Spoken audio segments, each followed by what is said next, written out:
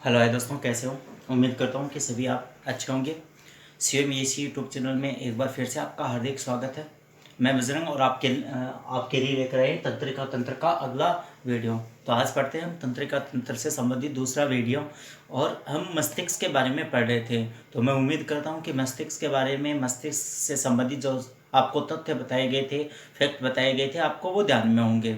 ठीक है। तो दोस्तों ये है कि आप वीडियो देखते हो तो ज़्यादा से ज़्यादा वीडियो को शेयर करें, ताकि लॉकडाउन के समय जो भी विद्यार्थी तैयारी करने वाला है उस विद्यार्थी तक ये हमारे जो जितने भी टॉपिक वगैरह हैं विज्ञान से संबंधित वो पहुंच सकें और समय का सदुपयोग वो उठा पाएँ और लॉकडाउन के समय अपनी तैयारी को मजबूत बना पाएँ तथा सिलेक्शन की ओर बढ़ पाएँ वो।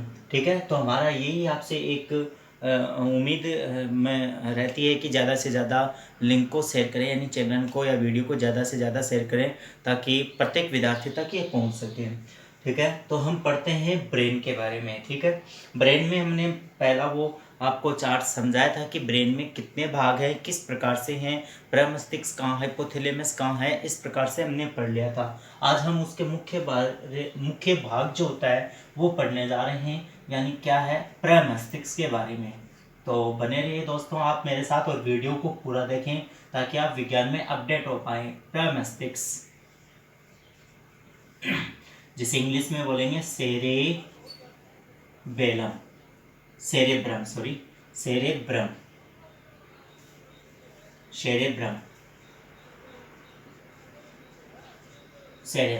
ठीक है।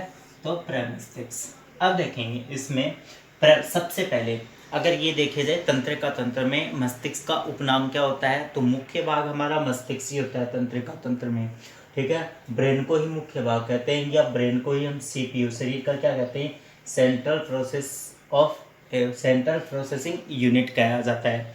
अब यहाँ देखें प्रमस्तिष्क, तो पूरा जो कंप्लीट हम मस्तिष्क हैं उस मस्तिष्क में से सबसे बड़ा भाग कौन सा है, प्रमस्तिष्क है। यानी मस्तिष्क का सबसे बड़ा भाग, एक तो क्वेश्चन ये सबसे बड़ा भाग आपसे पूछ ले कौन सा है, प्रमस्तिष्क। लगभग कितना, यानी कुल मस्तिष्क का 80% जो भाग होता है वो भाग हमारा कौन सा होता है, प्रमस्तिष्क होता है दोस्तों।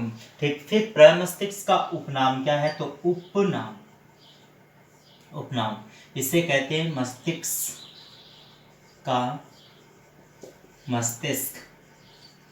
या बुद्धि व चतुराई का केंद्र। कौन से भाग को कहा जाता है, प्रमस्तिष्क भाग को ही कहा जाता है, बुद्धि व चतुराई का केंद्र कहा जाता है। कार्य अगर ये देखें तो मुख्य कार्य क्या है, सोचने, समझने, घृणा, प्रेम आदि क्रियाओं पर क्या करेगा, नियंत्रण करेगा। तभी से क्या कहते हैं, बुद्धि व चतुराई का केंद्र कहते हैं। ये इसका मुख्य कार्य होता है। ठीक है। तो यहाँ पर अगर देखें तो कौन सा इसमें, फिर अगर देखें प्रमस्तिष्क वाले भाग में ही यानी 3 प्रकार की झिल्लियां पाई जाती हैं। ये ड्यूरामेटर, अरेकेनोइड और पायरामेटर, ये भी किस भाग में होती हैं, प्रमस्तिष्क वाले भाग में होती हैं। फिर नेक्स्ट अगर ये देखें तो प्रमस्तिष्क वाला जो भाग होता है वो 2 गोलार्धों में विभक्त होता है। ये हमारा प्रमस्तिष्क वाला भाग जो होता है दोस्तों 2 गोलार्धों में विभक्त होता है।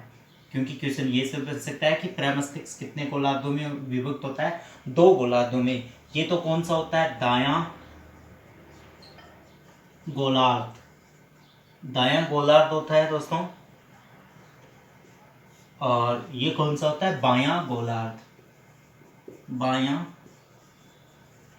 गोलार्ध। ठीक। 2 गोलार्धों में विभक्त होता है हमारा प्रमस्तिष्क वाला भाग, 2 गोलार्ध, दायां गोलार्ध और बायां गोलार्ध होता है।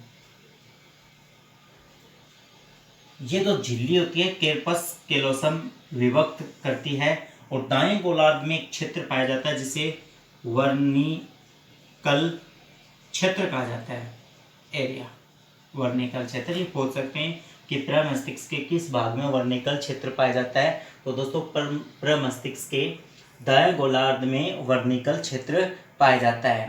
ठीक है, ये जो होती है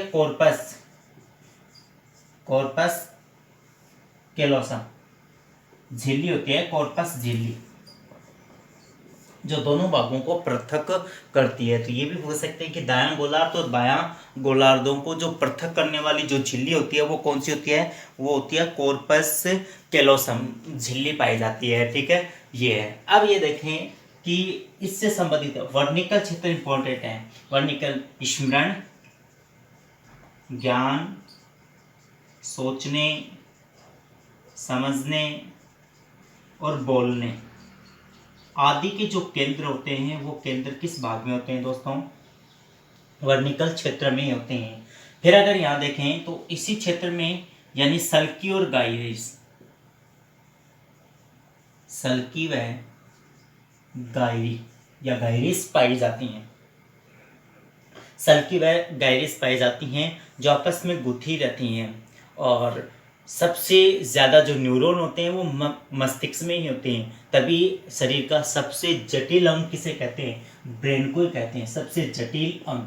ये भी ध्यान में रखेंगे कि शरीर का सबसे जटिल अंग कौन सा होता है, ब्रेन या मस्तिष्क होता है। अब यह देखो, ये इंपॉर्टेंट है, वर्निकल क्षेत्र सल्की और गायरी। यानी अगर देखें किसी भी व्यक्ति के प्रमस्तिष्क में जितनी अधिक सल्की या गायरी होंगी, जितनी अधिक सल्की या गायरी होंगी उतना ही वर्निकल क्षेत्रफल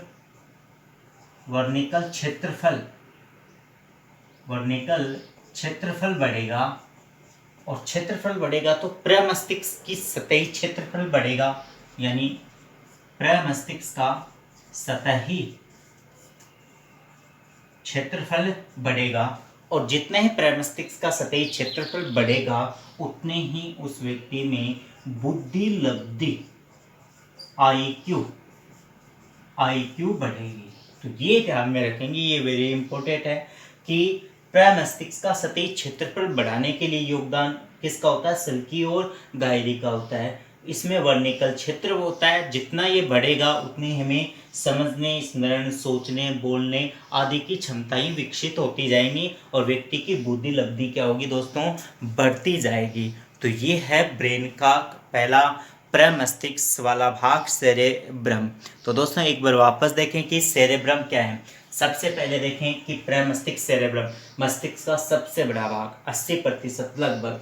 उपनाम मस्तिष्क का मस्तिष्क, दूसरा बुद्धि व चतुराई का केंद्र, तीसरा कार्य देखें सोचने, समझने, घृणा, प्रेम आदि क्रियाओं पर नियंत्रण करता है, तभी इसे क्या कहते हैं, बुद्धि व चतुराई का केंद्र कहते हैं। फिर अगर देखें इसमें 3 झिल्ली होती हैं, ड्यूरामेटर, अरेकेनोइड और पायरामीटर। ये क्रम से है, सबसे भारी, सबसे अंदर और मध्य में पाई जाती है। फिर हमारे देखें प्रमस्तिष्क 2 गोलार्धों में विभक्त होता है, दायां गोलार्ध और बायां गोलार्ध। दायां गोलार्ध में वर्निकल क्षेत्र पाए जाते हैं जो सोचने, ज्ञान, समझने, प्रेम आदि के केंद्र होते हैं। और दायां गोलार्ध और बायां गोलार्ध को जोड़ने वाली झिल्ली को कॉर्पस कैलोसम झिल्ली कहा जाता है। और इस पूरे भाग में सल्की व गायरी पाई जाती हैं। सल्की व गायरी बढ़ेगा तो वर्निकल क्षेत्रफल बढ़ेगा, प्रमस्तिष्क का सतही क्षेत्रफल बढ़ेगा और बुद्धि लब्धि भी बढ़ेगी। अब ये देखें, जिस व्यक्ति में जितनी प्रमस्तिष्क सतह क्षेत्रफल बढ़ता है उतनी ही उसकी क्या होती है दोस्तों, बुद्धि लब्धि होती है। ठीक,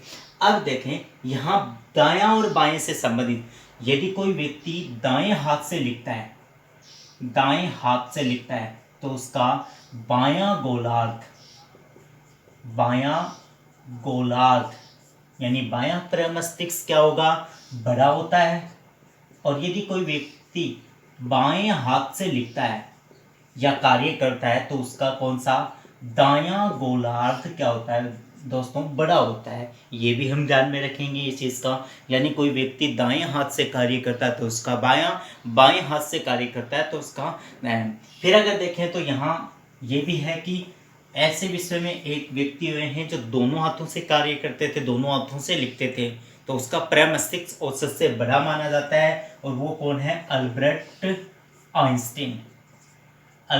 आइंस्टीन। ये भी ध्यान में रखेंगे, अल्बर्ट आइंस्टाइन का प्रमस्तिष्क औसत से बड़ा था। तो ये है दोस्तों हमारा कौन सा, प्रमस्तिष्क। ठीक है, पूछ सकते हैं क्वेश्चन कि मस्तिष्क का सबसे बड़ा भाग कौन सा होता है, तो आप जवाब क्या देंगे? प्रमस्तिष्क। तो दोस्तों ब्रेन के बारे में हमने प्रमस्तिष्क पढ़ लिया। उम्मीद करता हूँ कि समझ में आया होगा।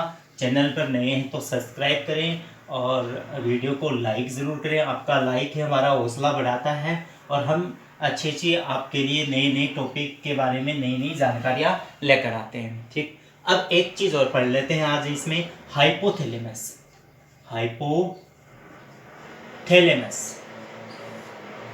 हाइपोथैलेमस वैसे हमने अंतःस्रावी तंत्र का जो पार्ट किया था उसमें भी हमने क्या किया था? हाइपोथैलेमस के बारे में पढ़ा था। तो हाइपोथैलेमस के बारे में यानी अगर देखें तो एक प्रकार की अंतःस्रावी ग्रंथि भी है हाइपोथैलेमस। ठीक, जो अंतःस्रावी तंत्र और तंत्रिका तंत्र के मध्य की योजक कड़ी कहा जाता है हाइपोथैलेमस। एडीएच ऑक्सीटोसिन हार्मोन का स्राव वास्तविक रूप से कौन सी ग्रंथि? हाइपोथैलेमस है। यहाँ एक ही चीज हम देखेंगे, कार्य अगर देखें तो यहाँ ताप हुआ है, बीपी का नियंत्रण, ताप हुआ बीपी का नियंत्रण किससे होता है? हाइपोथैलेमस से होता है। ठीक, हाइपोथैलेमस में एक सेट पॉइंट पाया जाता है।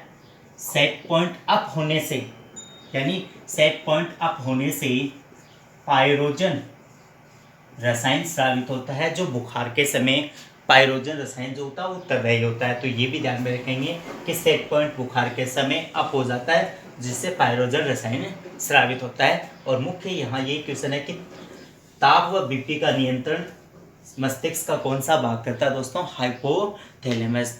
तो ये हमारा अग्र मस्तिष्क का पहला भाग हमने आज पढ़ लिया।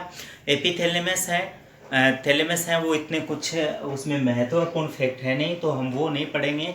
ठीक है, तो दोस्तों ये ध्यान में रखें, यहाँ तक के रिक्त सेकेंड लेवल साइंस व मैथ वाले के लिए भी वेरी इंपॉर्टेंट है। तो आप ज़्यादा से ज़्यादा वीडियो को शेयर करें, लाइक करें और चैनल पर नए हैं तो सब्सक्राइब ज़रूर करें। तो कमेंट करके ज़रूर बताएं कि वीडियो के बारे में हमने जो आज पढ़ा है आपको वीडियो कैसा लगा, कमेंट ज़रूर करें दोस्तों।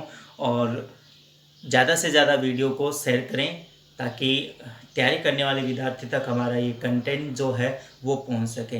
तो आज के लिए इतना ही, मिलते हैं अगले वीडियो में। थैंक यू, आपका दिन शुभ में हो।